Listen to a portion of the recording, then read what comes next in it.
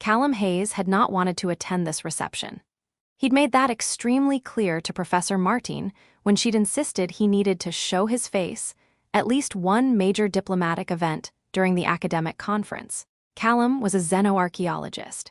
He specialized in pre-contact civilizations, spent most of his time carefully excavating ancient ruins and trying to piece together how species long dead had understood their universe. He was comfortable with artifacts and dirt and the patient work of reconstruction.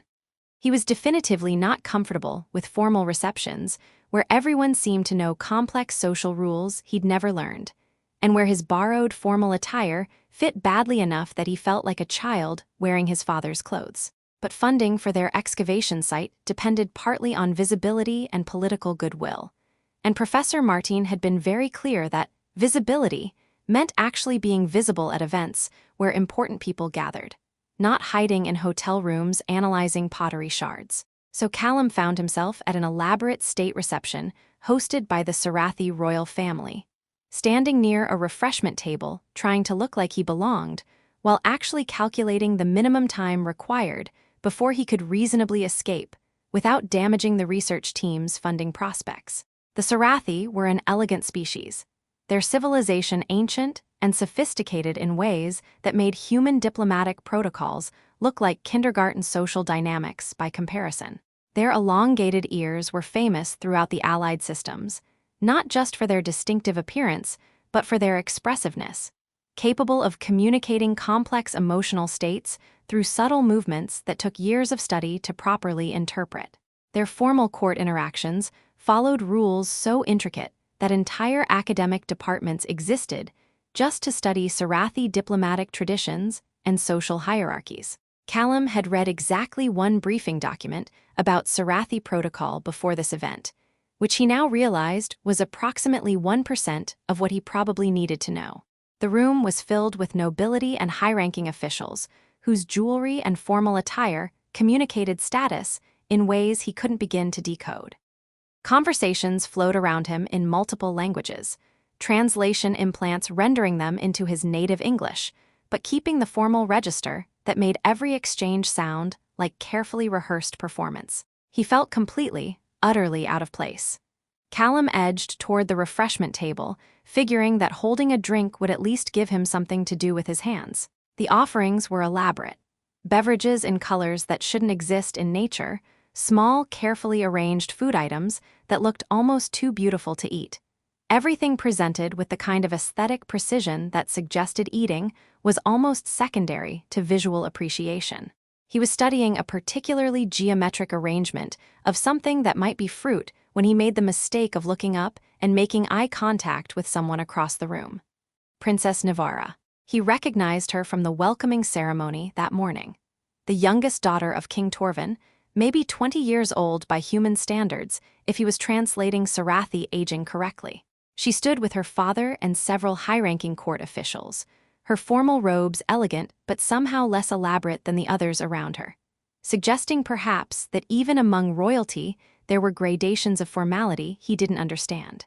Her ears were positioned in what Callum's limited knowledge suggested was polite boredom, the Sarathi equivalent of maintaining proper expression during tedious obligations. She caught him staring. Proper protocol, what little he remembered from the briefing, probably demanded he look away immediately, acknowledge the hierarchy by not presuming eye contact with royalty. Instead, Callum did what he'd do if he caught someone's eye at any gathering where both parties looked equally trapped by social obligation. He smiled. Just a friendly, sympathetic, genuine smile. The universal expression of, "We're both stuck here at this formal thing, aren't we?" Princess Navara's ears twitched. Callum couldn't interpret the movement precisely, but it seemed like surprise or possibly interest. Then she did something that made Callum's already uncomfortable evening take a turn toward the genuinely surreal. She leaned close to her father, whispered something quiet and quick, her mouth barely moving, the kind of intimate aside that suggested comfortable family relationship rather than formal court communication. King Torvin's expression didn't change. His face maintained the same serene authority it had shown all evening. But his eyes shifted toward Callum with sudden sharp assessment, the kind of look that made Callum acutely aware he was being evaluated by one of the most powerful individuals in this sector of space. Then Princess Navara whispered something else, still keeping her voice low enough that no one else could hear, and the king's ears moved in a complex pattern Callum definitely couldn't interpret. Around them, several court officials had noticed the exchange. Their conversations continued, but something in the atmosphere changed, became more watchful, more careful, like everyone was suddenly paying attention to something important while pretending not to notice it at all. Callum looked away quickly, his face heating with embarrassment. He'd clearly violated some protocol he didn't know about.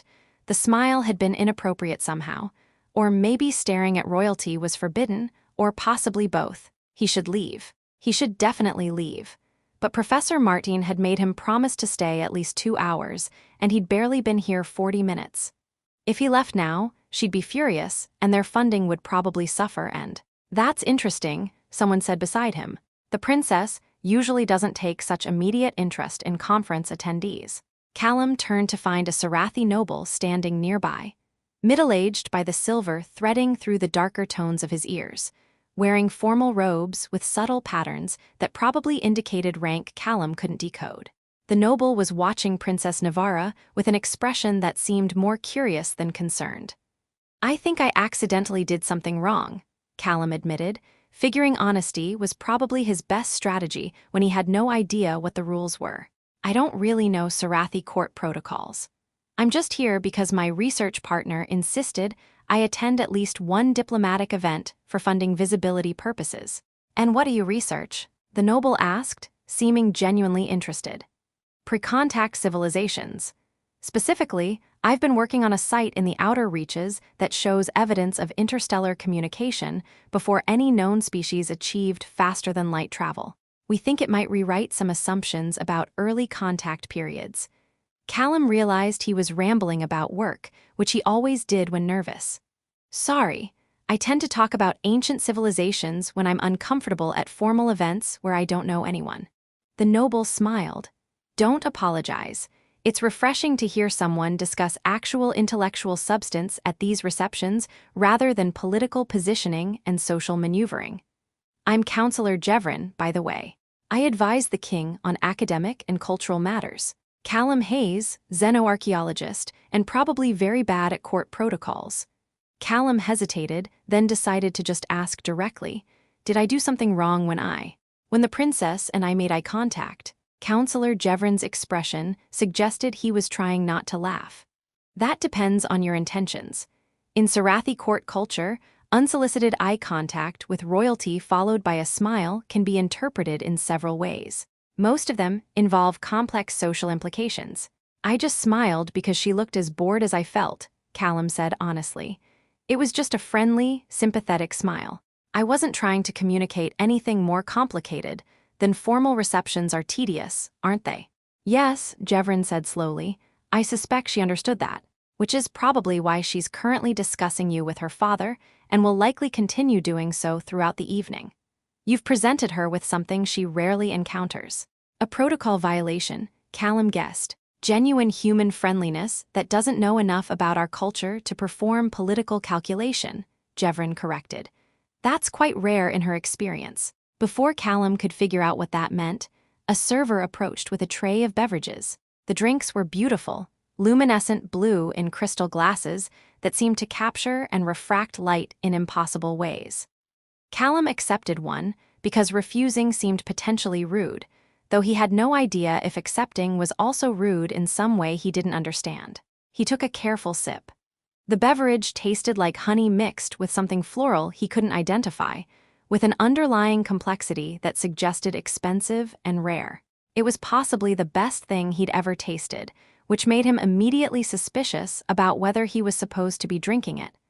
"That's Sarathi Royal Vintage," Counselor Jevrin observed. "Generally reserved for family and specifically honored guests. They don't usually serve it at general receptions. In fact, I'm fairly certain it wasn't on the service list for tonight's event at all." Callum stared at the glass in his hand with growing alarm. "Should I not be drinking this? Is this another protocol violation? Should I?" "Oh, you should definitely drink it," Jevrin said, clearly amused now. "The question isn't whether you should. The question is why the royal household staff is serving it specifically to you. That's an interesting development. Across the room, Princess Navarra glanced toward Callum again, caught him looking, and her ears moved in what even Callum's untrained eye could recognize as barely suppressed amusement. Then she leaned toward her father once more, whispered something, and several nearby court officials suddenly found reasons to look in Callum's direction with renewed interest. Callum took another sip of the royal vintage and wondered if it was possible to accidentally cause a diplomatic incident just by being friendly at the wrong moment.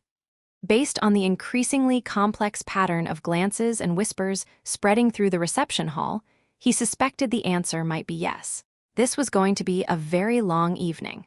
The reception continued, and Callum's discomfort evolved from simple social awkwardness into something more like being the unwitting subject of a study he hadn't consented to participate in.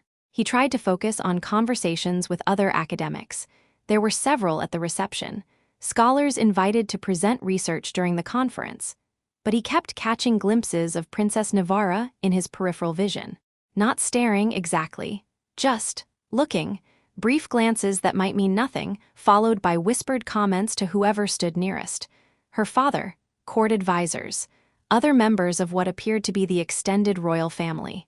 Each time she whispered, the person she spoke to would glance at Callum with expressions ranging from curiosity to calculation to what might be concern. Then they'd whisper to someone else, and the pattern would spread like some kind of social contagion. Within an hour, Callum was certain that half the nobility in the reception hall were aware of him in ways that had nothing to do with his archaeological research.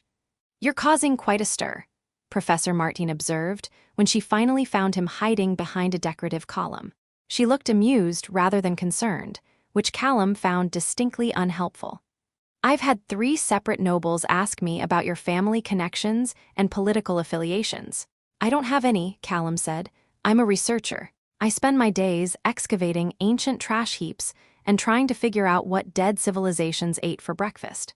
Why would anyone care about my political connections?" "Because Princess Navarra keeps looking at you and whispering things to her father, which has apparently convinced half the court that you're either incredibly important or incredibly dangerous. Possibly both." Martin grinned. "What did you do to get the princess's attention?" "I smiled at her," Callum said miserably.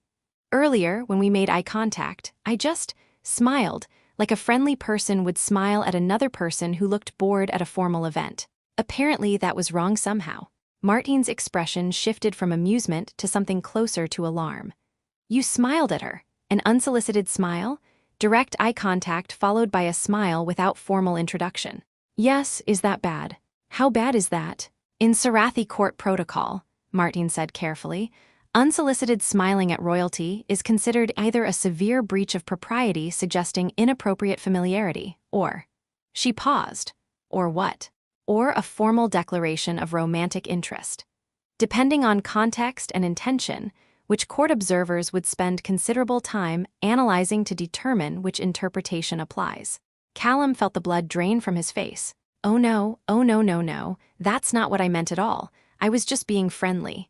I didn't know, I wasn't. Oh God, does she think I was hitting on her? Does her father think I was inappropriately pursuing his daughter?" "I don't know what they think," Martin admitted. "But you've definitely gotten their attention. The question is what happens next." What happened next?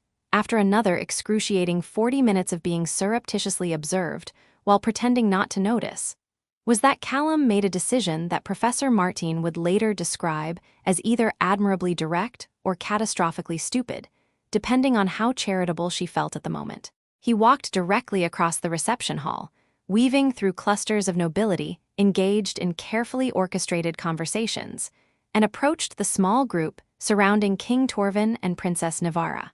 Several advisors noticed his approach and positioned themselves protectively, but Callum was committed now. He stopped at what he hoped was a respectful distance and addressed the group with as much formal courtesy as he could manage given that he had almost no idea what he was doing. "Excuse me, Your Majesty, Your Highness," he said, hoping he'd gotten the titles right. "I apologize for the interruption, but I need to address something directly because I'm starting to worry I've accidentally caused a significant cultural misunderstanding." The advisors looked scandalized. Approaching royalty without formal invitation violated at least a dozen protocols Callum hadn't read about. But King Torvin raised one hand slightly, a gesture that seemed to mean, wait, and the advisors fell silent. Speak, the king said, his voice deep and measured, carrying authority that made Callum's diplomatic inexperience feel even more acute. My name is Callum Hayes. I'm a xenoarchaeologist attending the academic conference. Earlier this evening, I made eye contact with Princess Navara and smiled. He addressed this next part directly to the princess, figuring honesty was his only viable strategy. It was a friendly smile, not a court gesture, not a political statement. Just person-to-person acknowledgement that we both looked equally trapped by formal obligations. I've since learned that in Sarathi culture, that smile might have been interpreted as inappropriate familiarity or even romantic interest, and I want to be absolutely clear that I wasn't performing any kind of formal courtship gesture. I didn't know the protocols. I was just being friendly in the human way, which apparently doesn't translate well to your cultural context, and I'm very sorry if I caused offense or awkwardness. The silence that followed felt like it lasted for several years. Then Princess Navara laughed, a genuine, delighted sound that made her ears express what even Callum could recognize as joy. Several advisors looked shocked by her reaction. I know, Navara said, still smiling. Your face when you smiled made it very clear you weren't performing formal gesture. You looked surprised that I caught you looking. You weren't calculating political advantage or displaying courtship intention. You were just. She paused, searching for words, being friendly, like people are friendly when they're not performing for courts and politics. My advisors, King Torvin said dryly, have spent the last hour and a half trying to determine your family lineage, political connections, and strategic value, because they assumed your smile represented a calculated attempt to court my daughter, which would normally require extensive preliminary negotiations involving both families and formal presentation of credentials and intentions. You've caused considerable confusion by being genuinely friendly without agenda. I'm very sorry, Callum said again, feeling his face heat with embarrassment. I can leave if... No, Navara interrupted. Don't leave, please. King Torvin looked at his daughter with an expression that combined paternal concern with recognition of something significant. Navara. Father, he smiled at me like I was a person, Navara said, her voice quiet but intense enough that Callum barely caught the words. Not a princess, not a political asset, not a strategic alliance opportunity, just someone who looked as uncomfortable at a formal reception as he felt. When was the last time anyone did that? When was the last time anyone looked at me and saw just me? The king's ears moved in a complex pattern that Callum still couldn't interpret, but that seemed to convey understanding mixed with resignation. He regarded Callum with assessment that felt simultaneous. What followed was perhaps the most unusual hour of King Torvin's 40-year reign, and definitely the strangest evening of Callum's entire life. Rather than dismissing him or allowing the awkward moment to pass with formal courtesies, Princess Navara made it clear, through a series of whispered conversations with her father that Callum wasn't quite close enough to hear, but could see happening, that she wanted to actually talk with the oblivious human xenoarchaeologist who'd smiled at her without knowing who she was. This is unprecedented, one of the king's advisors murmured, quiet but not quite quiet enough. The protocols for courtship introduction require. This isn't courtship, Navara said firmly, her ears expressing determination even Callum could recognize. This is just conversation. Two people talking. That shouldn't require protocols and formal negotiations. Your Highness, every interaction with royalty carries political implications. Then maybe, Navara interrupted, we've made everything too political. Maybe sometimes things can just be simple. King Torvin looked at his daughter with an expression that suggested he was having some kind of internal debate between parental protectiveness, political wisdom, and recognition that his daughter had a point. Finally, he made a gesture that seemed to mean something significant to the surrounding advisors, because several of them stepped back to create a more private space within the crowded reception hall. Dr. Hayes, the king said, my daughter would like to speak with you, not as princess to subject, not through formal diplomatic protocols, just conversation, as people. I'm told this is common in human social interaction, though somewhat rare in our court traditions. Very common, Callum confirmed, trying to project competence despite feeling completely out of his depth. Humans talk to each other all the time without formal protocols. It's actually kind of our default mode. We're terrible at formality, honestly. I've noticed, the king said dryly. He turned to Navarra. I'll be nearby if you need me. I'll be fine, father, Navarra said, her tone affectionate but slightly exasperated. I'm just talking to someone, not negotiating alliance or planning insurrection. The king withdrew to speak with his advisors. Though Callum noticed, he positioned himself close enough to maintain visual line of sight, protective but not overbearing. Meanwhile, Princess Navarra turned her full attention to Callum, and he realized that despite being roughly the same height, she had a presence that made her seem taller, more substantial. So, she said, her ears expressing what might be amusement, xenoarchaeology. Tell me about that. For the next 45 minutes, Callum did something he hadn't expected to do at a formal diplomatic reception. He had a genuine conversation. Navarra asked intelligent questions about his research, displayed actual interest in the ancient civilizations he studied, and shared observations about Sarathi historical sites that Callum found fascinating. She was smart, obviously smart, the kind of intelligence that had probably been trained from birth in political analysis, but that also seemed to extend to genuine curiosity about how things worked and why. The pre-contact communication methods you're researching, she said at one point, do you think they were trying to reach each other, or just sending messages into the void hoping someone would hear? That's the question, isn't it? Callum said, warming to his favorite topic. Were they communicating with specific intent to reach others, or just expressing themselves into space and hoping? The archaeological evidence suggests intentional communication, but proving that requires understanding motivations from civilizations dead for millennia. It's like trying to understand why someone smiled. Was it calculation or just genuine friendliness? Intent matters, but intent is the hardest thing to prove from artifacts and ruins. Navarra's ears moved in what Callum was beginning to recognize as her tell for when something struck her as particularly insightful. You just compared archaeological interpretation to court politics, she observed. That's either very clever or accidentally appropriate. Probably accidentally appropriate, Callum admitted. Most of my clever insights are accidents. I just care a lot about dead civilizations, and sometimes that produces observations that sound smarter than I actually am. I doubt that, Navarra said. Then, quieter, you know, I've had hundreds of conversations at events like this. People approach me constantly. Nobles, diplomats, potential suitors from families seeking alliance. They're all very polite, very formal, very carefully calculated to make good impressions and position themselves advantageously. But you're the first person in years who's just talked to me about things that interest you, without performing for approval or calculating political benefit. That's because I didn't know who you were when I smiled, Callum said honestly. If I'd known you were the princess, I probably would have avoided eye contact entirely and spent the evening hiding behind decorative columns, which I was doing anyway, actually, the hiding part. Navarra laughed again, that same genuine sound that seemed to surprise the court observers who were definitely still watching despite pretending not to. And now that you know who I am, are you performing, calculating? Callum considered the question seriously. No, he said finally.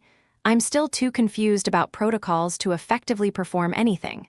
I'm just trying to have a conversation without accidentally causing more diplomatic incidents. If I start calculating political advantage, I'll let you know, but honestly, I don't think I'm capable of that level of social sophistication. I barely manage normal human social situations. Add in court protocols and alien cultural norms, and I'm completely lost. Good, Navarra said quietly. Stay lost, it's refreshing. Across the room, King Torvin watched this exchange with expressions that cycled through concern, resignation, and what might have been reluctant approval. Counselor Jevrin appeared beside him, following the king's gaze toward where his daughter conversed with the awkward human archaeologist. This is highly irregular, Your Majesty, Jevrin observed. Everything about this evening has been irregular, the king replied. My daughter whispered to me that someone smiled at her like she was just a person, not a princess, not a political asset. just someone trapped at a formal event. She asked me to let her talk with him properly. How do I respond to that? The protocols would suggest. The protocols, King Torvin interrupted gently, were designed for political maneuvering and strategic alliance. They weren't designed for this. For someone who doesn't know our rules and therefore can't perform them, who looks at my daughter and just sees someone worth talking to. You're considering allowing this to continue, Jevrin said, not quite a question. I'm considering, the king said slowly, that perhaps some protocol violations are worth it if they lead to genuine connection. My daughter has endured years of formal courtship, attempts from noble houses seeking alliance. Smiled politely through countless calculated presentations. She's never looked this engaged. This, happy. The court will have opinions, Jevrin warned. The court always has opinions, King Torvin said. That's what courts do. But sometimes a father's judgment matters more than court consensus. And my judgment is that the human archaeologist who smiled at my daughter, without knowing who she was, might be exactly what she needs, even if it violates every protocol we've established. Jevrin's ears moved in acknowledgement. Then, I suppose we'll need to determine how to manage the unprecedented situation of a princess developing genuine interest in someone who holds no rank, offers no political advantage, and doesn't know our protocols well enough to properly court her. Yes, the king agreed. That does seem to be the situation we're navigating. Any suggestions? Improvise, Jevrin offered. That seems to be what Dr. Hayes is doing, and it appears to be working remarkably well. King Torvin made a sound that might have been a laugh. Improvisation, in Sarathi court politics, my advisors will be horrified. Probably, Jevrin agreed, but look at your daughter's ears. When was the last time you saw her that relaxed at a formal event? The king looked, and his own ears expressed something that might have been paternal affection mixed with resignation to the inevitable. Point taken. Let's see where this impossible situation leads. Over the following weeks, as Callum continued his research work on Sarath Prime and prepared his presentation for the academic conference, something unexpected developed. He and Princess Navara became friends. Not through formal courtship protocols, those clearly didn't apply to someone who'd accidentally stumbled into royal attention through sheer cultural ignorance. Just friends, people who genuinely enjoyed talking with each other. Navara visited his excavation site twice, genuinely interested in the ancient communication arrays he was studying and asking questions that demonstrated real understanding of archaeological methodology. Callum attended several court functions with her, still uncomfortable with formal protocols, but gradually learning to navigate them with the kind of awkward directness that somehow worked precisely because he wasn't trying to perform political sophistication. They talked about ancient civilizations and current politics, about the burden of expectation and the freedom of obscurity, about what it meant to be seen as yourself versus being seen as your role or position, about how sometimes a simple smile could communicate more genuine connection than months of formal diplomatic exchange. The court observers continued their whispered conversations, trying to categorize this unprecedented relationship into frameworks they understood. Some dismissed it as temporary fascination that would fade once the novelty wore off. Others viewed it as strategic maneuvering from the human side, though they couldn't determine what Callum's angle was since he clearly held no political ambitions and seemed genuinely confused about basic court dynamics.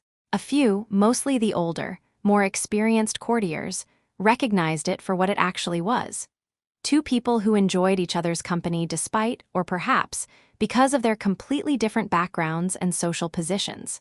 King Torvin watched with the complex feelings of a father seeing his daughter happy, while also managing an entire kingdom's political implications. He had several private conversations with Callum that walked the delicate line between paternal protectiveness and political necessity. You understand, the king said during one such conversation, that my daughter's friendships carry political weight whether either of you intends that or not. People will interpret this, draw conclusions, make assumptions. I understand, Callum said, though he looked uncomfortable with the entire concept. I'm not trying to cause problems. If my friendship with Navara creates complications for her, or for you, I can. You can continue being yourself, the king interrupted. That's what makes this valuable. The moment you start calculating political advantage or performing for court approval, you become like everyone else she knows. The genuine connection is worth the political complications. I'm simply making you aware they exist. They exist, Callum confirmed. Professor Martin gives me a briefing every morning about which noble houses are angry about my access to the princess, and which are trying to determine if they can use me as a backdoor to royal influence. It's simultaneously flattering and terrifying. Welcome to court politics, the king said dryly. Now imagine living with it your entire life. I'd probably hide in ancient ruins and dig up other people's garbage rather than deal with it, Callum said. Yes, the king agreed. I suspect you would, which is perhaps why my daughter finds you so refreshing. The breakthrough moment came 6 months after that initial reception, when Callum presented his research findings to the Royal Academy of Sciences. It was a significant venue. The Academy was one of the most prestigious scientific institutions in the Allied systems, and presenting there represented major recognition for his work on per-contact civilizations.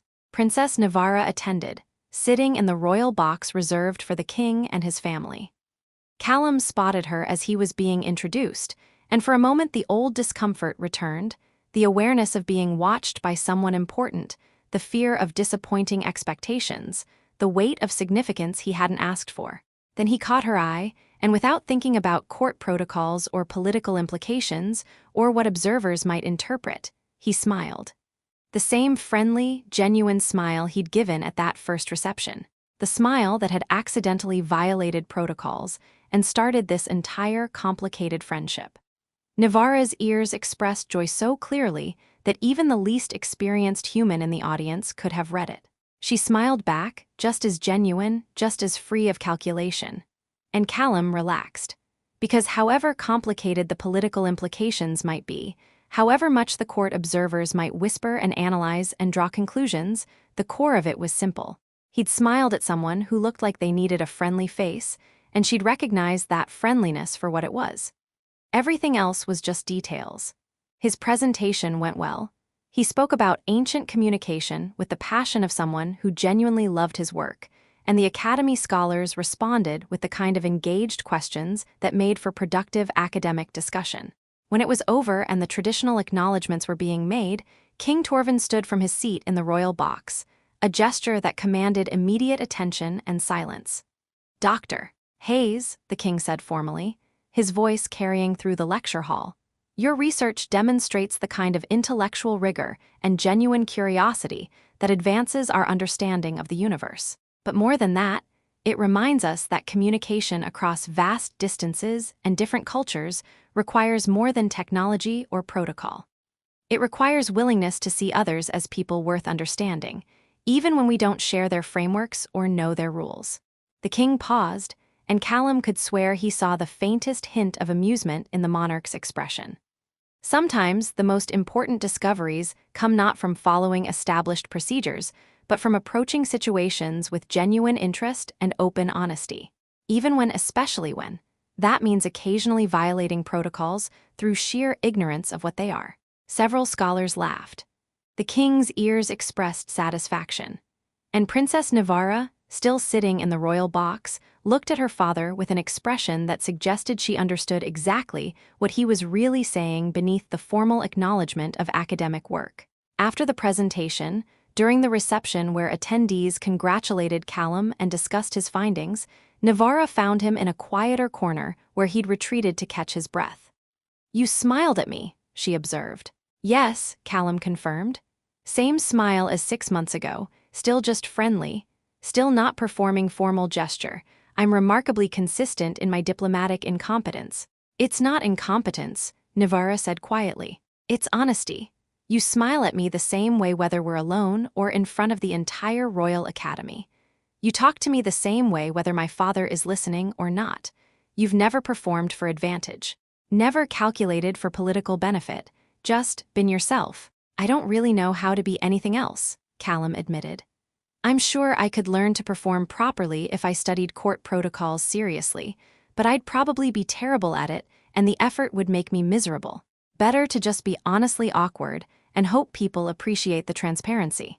"I appreciate it," Navara said, "more than you know.